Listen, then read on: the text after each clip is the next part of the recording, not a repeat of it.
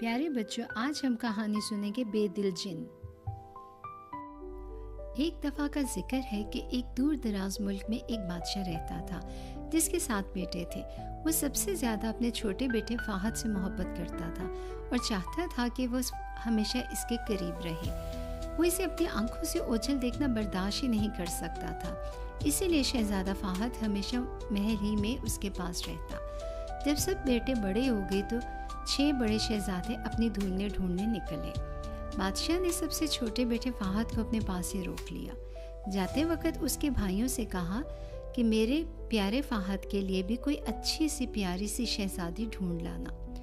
6 شہزادے قیمتی لباس پہن کر تیز رفتار اور طاقتور گھوڑوں پر سوار ہو کر مختلف ریاستوں میں گئے، لیکن کہیں بھی کوئی بات نہ بن سکی۔ بالآخر وہ ایک ایسی ریاست میں پہنچے جس کے بادشاہ کی 6 بیٹیاں تھیں اور 6 کی 6 نہایت ہی خوبصورت تھیں۔ سب شہزادے اور شہزادیاں آپس میں شادی کے لیے راضی ہو گئے، لیکن خوشی میں وہ اپنے چھوٹے بھائی فہد کے لیے دلہن ڈھونڈنا ہی بھول گئے۔ واپسی کے سفر پر ان کے راستے میں ایک بلند و بالا پہاڑ آیا۔ اس پہاڑ کی چوٹی پر دھند میں لپٹا ہوا ایک پراسرار کالا قلعہ تھا۔ اس قلعے میں رہتا تھا ایک بہت طاقتور اور خوفناک جن جس کے سینے میں دل ہی نہیں تھا۔ ہوا یوں تھا کہ برسوں پہلے کچھ انسانوں نے دھوکے سے اس کے بھائی کو مار دیا تھا، جس کی وجہ سے جن کا دل اس صدمے سے ٹوٹ گیا تھا۔ تو اس نے اپنے دل کو اپنے جسم سے نکال کر ایک انڈے میں بند کر دیا تھا اور دور کہیں جزیرے میں چھپا دیا تھا، تاکہ دوبارہ کبھی اسے درد، خوشی یا غم محسوس ہی نہ ہو سکے۔ اور اب وہ ہنستے خوش باش انسانوں کو دیکھ کر غصے میں آ جاتا تھا، کیونکہ وہ اسے اس کے پرانے زخم یاد دلاتے تھے۔ جب جن نے ان 6 شہزادوں اور شہزادیوں کی ہنسی سنی تو اس کا غصے سے برا حال ہو گیا اور وہ غصے سے آگ بگولا ہو گیا۔ اس نے سب کو پتھر کا بنا دیا منتر پڑھ کے، تاکہ وہ ہمیشہ اسی کے قیدی ہو جائیں۔ اسی قلعے میں برسوں سے ایک شہزادی بھی رہتی تھی جو کبھی بہت ہی طاقتور بادشاہ کی بیٹی تھی۔ برسوں پہلے وہ جن کے دل کا راز جان گئی تھی، اسی لیے جن نے اسے اپنے پاس قید کر لیا تھا، لیکن اسے پتھر کا نہیں بنایا تھا، کیونکہ وہ جانتا تھا کہ اب یہ شہزادی اس کے راز کی محافظ بھی ہے۔ دوسری طرف محل میں بادشاہ دن رات بیٹوں کی واپسی کی رات تکتا رہا۔ جب اسے امید ختم ہوتی نظر آئی تو سب سے چھوٹے بیٹے فہد نے اپنے باپ سے کہا، ابا حضور، آپ مجھے اجازت دیں میں اپنے بھائیوں کو ڈھونڈ لاؤں۔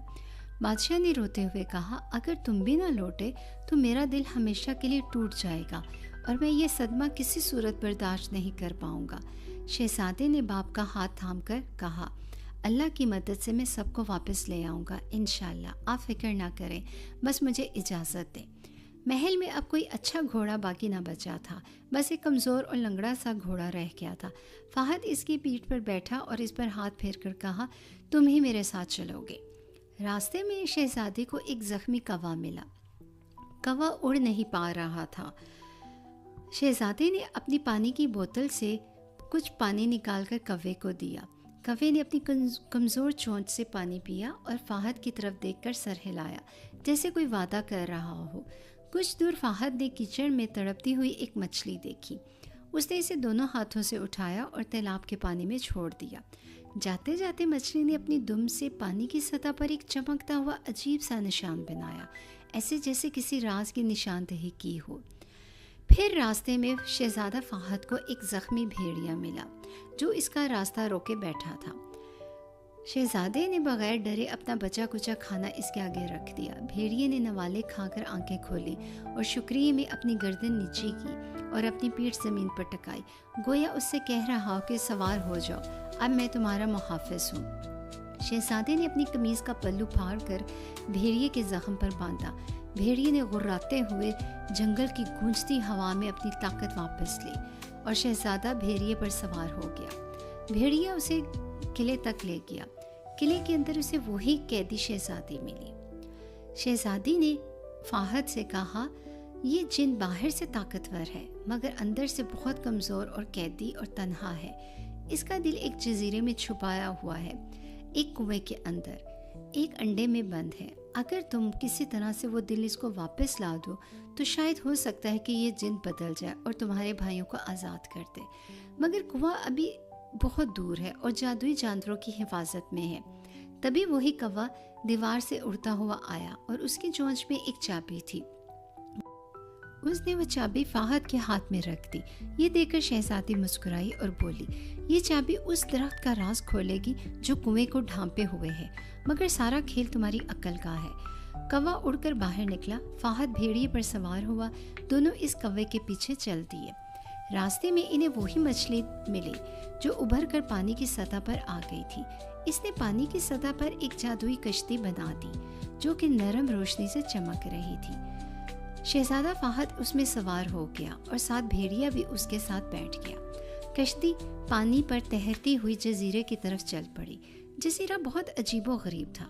وہاں درختوں کی شاخیں شیشے کی طرح تھیں اور پتوں سے شبنم کی بجائے جگنو ٹپک رہے تھے۔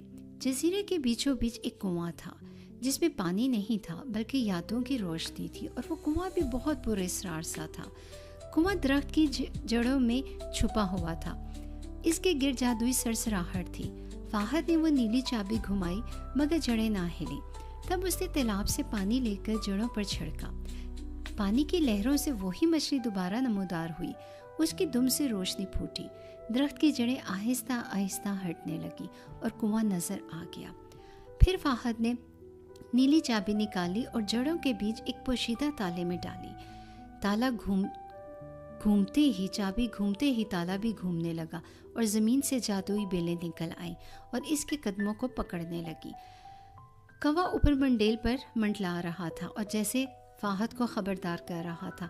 فہد نے جلدی سے تالاب کا پانی بیلوں پر چھڑکا۔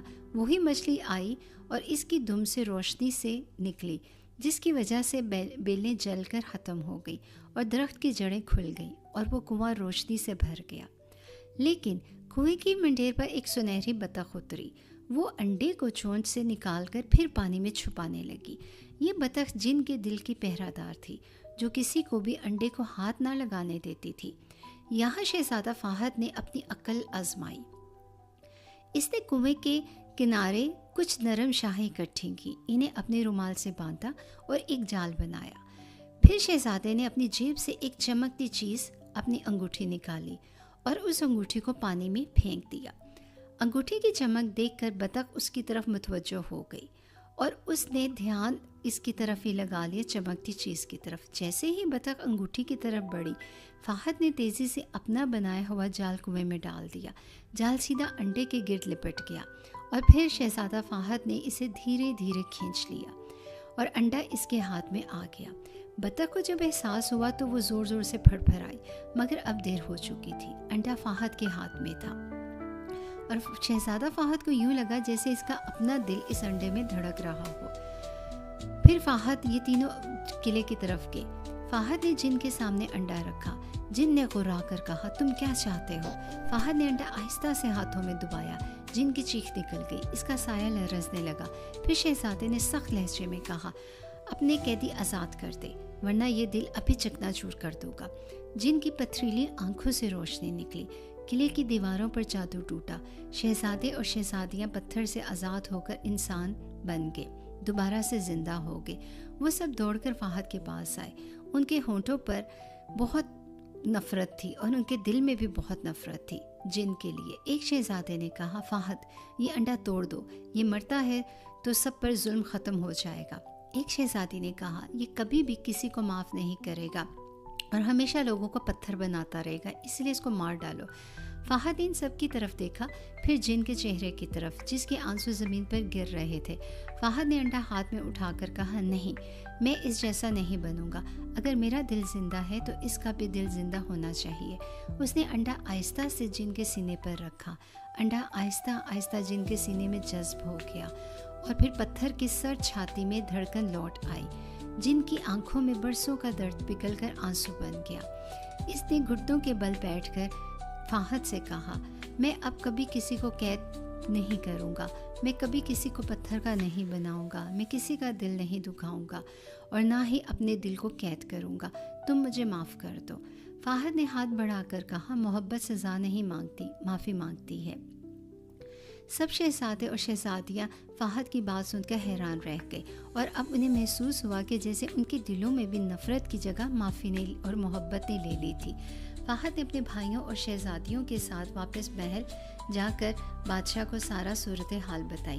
بادشاہ نے سب کو گلے لگایا اور ان کا شاندار استقبال کیا اور کہا کہ میرا چھوٹا بیٹا بہت بہادر اور بہت رحم دل ہے۔ کچھ دنوں بعد سب قلعے کی شہزادی اور فہد کی شادی ہوگی اور سب ہنسی خوشی رہنے لگی۔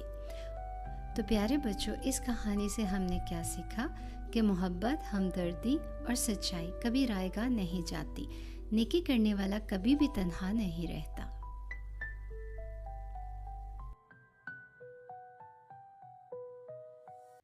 پیارے بچوں، آپ کو کہانی پسند آئی ہو تو اسے لائک کر دیں، چینل سبسکرائب کر دیں۔ خیر سے سوئیں، خیر سے اٹھیں، اپنا خیال رکھیں، میٹھے سپنے دیکھیں۔ شب بخیر۔